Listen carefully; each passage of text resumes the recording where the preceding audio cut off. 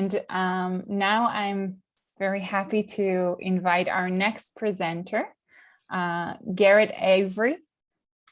Garrett is an instructor in New Acropolis in Boston for over 30 years. He's also a volunteer.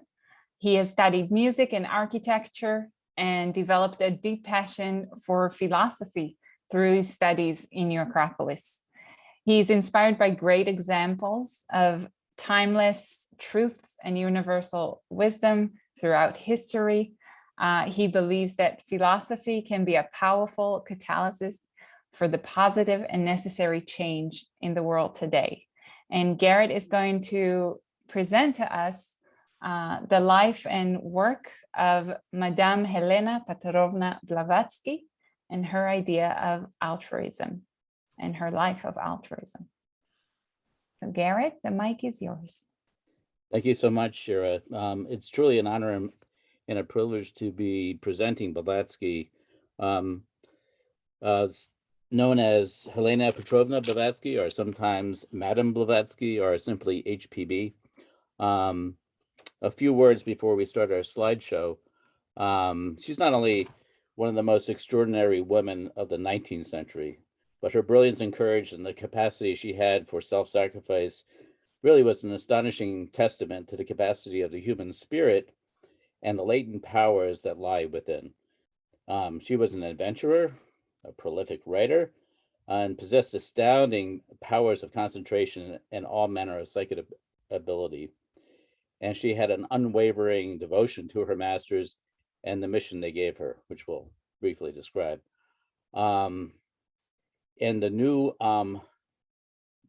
in her groundbreaking work, she unleashed on the Western world the profound and previously unknown wisdom of the East.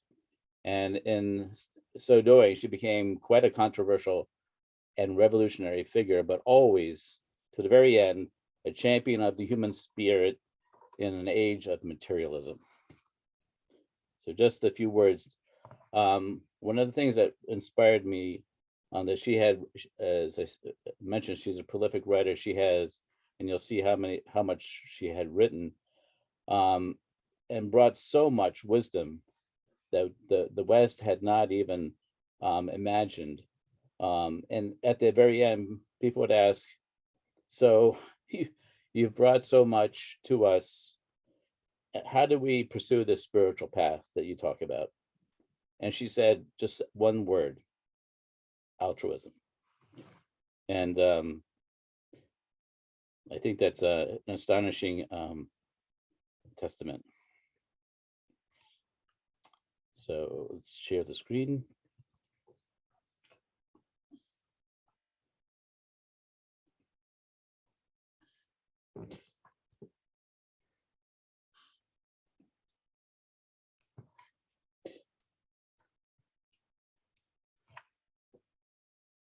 This quote is from The Voice of the Silence, one of her books near the end of her life. A very beautiful little quote that I think sums up the spirit of altruism. Let thy soul lend its ear to every cry of pain, like as a lotus bears its heart to drink the morning sun. So I thought we'd start off by looking at just sort of a general definition of altruism. So we understand what this word means, and we don't use it a lot today. It's a willingness to do things that bring advantages to others, even if it brings disadvantage to ourselves. So think about that, what that means. It's not just helping other people out when it's convenient, but it's helping them out when it's maybe not so convenient. Interesting enough, studies have found that people's first instinct is to cooperate rather than to compete, even though our world teaches the opposite. And through a lot of observation, we have determined that toddlers spontaneously want to help people out of a genuine concern for their welfare. And even non-human primates display altruism. So this is something innate. It's part of what it means to be a human being. Why is it so important for humanity? I'll just spell out what Blavatsky's view was, and that's the law of survival of the fittest is a pseudo law. This is the sort of the premise that we live under today. Self-preservation, she says, is a slow suicide and a policy of mutual homicide as men fall into a retrograde evolution back into the animal kingdom. But she does say that struggle of life in reality is purely materialistic. And if we were to redirect these same energies, its true purpose, altruism, would be the surest policy of salvation.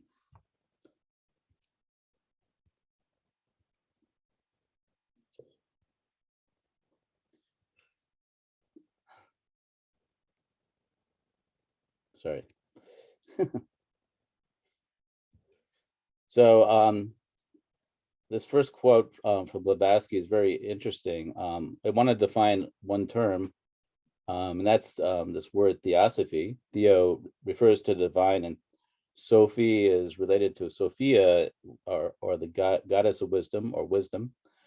So it's the wisdom of the divine. And we could say it's the wisdom that we need in order to encounter the divine, or conversely, we could say it's in our pursuit of the divine that we essentially become wise. So this is the name of the society that she started in the pursuit of truth. And she says, for real theosophy is altruism, and we cannot repeat it too often. It is brotherly love, mutual help, unswerving devotion to truth. Once men realize that in these alone can true happiness be found, and never in wealth, possessions, or any selfish gratification, then the dark clouds will roll away and a new humanity will be born upon the earth. But she has a little caveat here. But if not, the storm will burst and our boasted civilization and enlightenment will sink in such a sect of horror that its parallel history has never yet recorded. 10 minutes. Okay.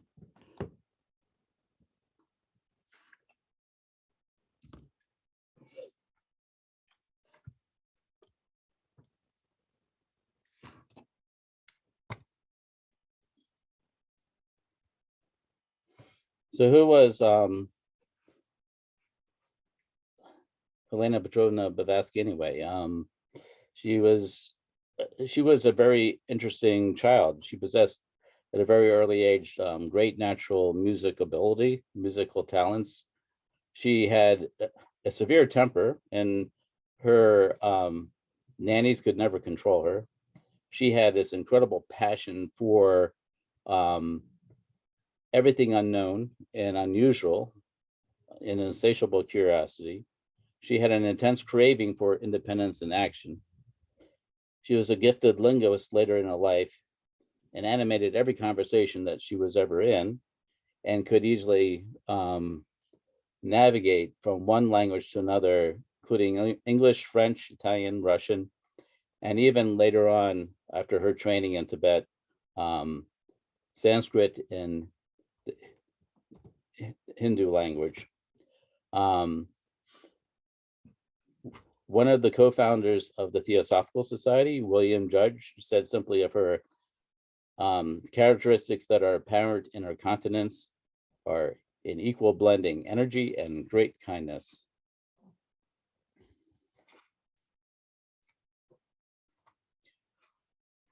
So in the year she was born in 8 minutes. She was born in 1831, and 20 years later, she encountered a man that she only knew in her dreams, and sort of had a sense of her presence as a guardian throughout her whole life. And this man she met in the flesh during the exposition in London in 1851. This man was named Moria, or simply M, and would become one of her two masters. Later on, when she was able to get enter into Tibet, which is an extraordinary accomplishment for a woman of the 19th century. Most Westerners never had been in Tibet, and women were not allowed to go into Tibet. She tried 3 times, and the 3rd time she was finally successful. She met the second master and lived with her second master during this period. Both masters trained her during this 2-year period in Tibet, and they said of her to those who are around her later on that she was the best available instrument for the work they had in mind. She was quite an extraordinary woman, and in their eyes, maybe the only one that could have provided the mission that they had dreamed of. A few significant dates just to keep in mind. She founded the Theosophical Society with Colonel Alcott and William Judge in America. It was formed in 1875 to espouse the esoteric tradition of Buddhism and aimed at forming some of the this idea of a universal brotherhood of humanity. The idea was to study and make known the ancient religions, philosophy, and sciences, and show that they were all part of one great teaching. She published incredible amount of work. The most important works were Isis Unveiled, which she published in New York. It had 1,300 pages and sold out within the first day that it was in printing. Then she left for India and later, subsequently, back to Germany, where she began her second most important work, The Secret Doctrine, which she finished in London and released in 1887. And that had 1,500 pages as well. But if you really look at the total amount of her writings, here is a collection. It is called The Collected Writings of Blavatsky, and it's almost like a small encyclopedia of the spiritual realm. So she had traveled all around the world, which is quite amazing, given that we're talking about the 19th century, and women weren't supposed to travel alone. So she was a revolutionary in every respect. So imagine the most advanced form of transportation would be a steamship, and we're not talking about the great steamliners that you might think of Titanic. This is before that. Titanic was around 1906. We're talking about much smaller vessels, and we're talking about going across terrain. On the best transportation would have been like a locomotive. But she, in her adventures, she had many encounters with near death. When she was a child, she fell off a horse and almost died, but she felt this protection of this master that was always with her. Later on in 1860, she suffered a severe wound right below her heart, and a sword in a magical practice in the East, and this would cause her intense pain and agony and convulsions for the rest of her life. She was left for dead on the battlefield of fighting for Garibaldi. She had a miraculous escape from a Greek vessel that sunk or blew up, and she was one of the few survivors. In crossing the American West in a wagon train, it came under attack by American Indians. And near the end of her life, when the doctors had already given her up for dead, she resolved not to leave this life before finishing her great work. Sorry. And she opened up the 3 centers, the one in New York, where she started the Theosophical Society. Then she opened up another one in Adyar, India, where she continued with the theosophical work, and finally moving to London, where she completed her opus magnus, the Secret Doctrine.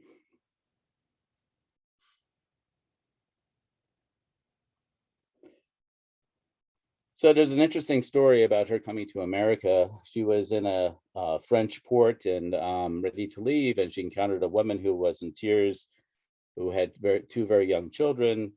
And she asked the woman what was wrong, and the woman said, you know, my husband in America has worked and saved up all this money and sent it to me so that we could join him and be a family again. And unfortunately, I bought these tickets, and that was all the money I had, but they were bogus. They were counterfeit tickets. Well, Blavatsky, without hesitation, who had first-class tickets, she was a noble woman, born in Russia with a very aristocratic training. Without any hesitation, she exchanged her first-class ticket for a ticket in steerage, which is in the bowels of the ship, no windows, and was able to get the trip, also tickets for the rest of the woman and her family. And this is remarkable because the conditions there were almost unbearable, but she was willing to do that without a second thought. So now just a few quotes on altruism from Blavatsky. These are just little, really fragments of thoughts. And I'll just go through these very quickly. Altruism consists of brotherly love, mutual help, unswerving devotion to truth.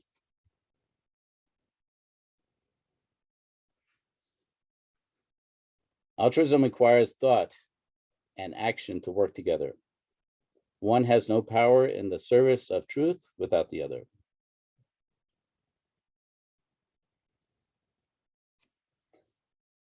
Altruism emphasizes the relieving of the starvation of the soul over the emptiness of the stomach.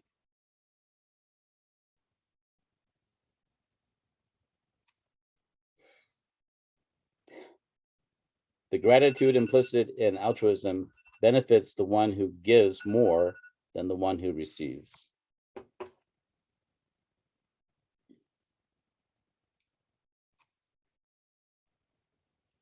And the aim of altruism, the aim is to grow germs of altruism in the hearts of human beings, which may in time change the world, come to sprout and change the world.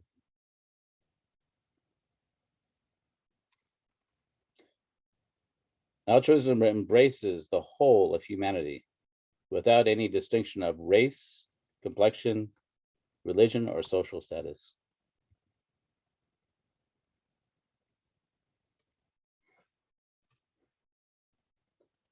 For one to know altruism, the one inner voice must be heard, and the many outer voices silenced.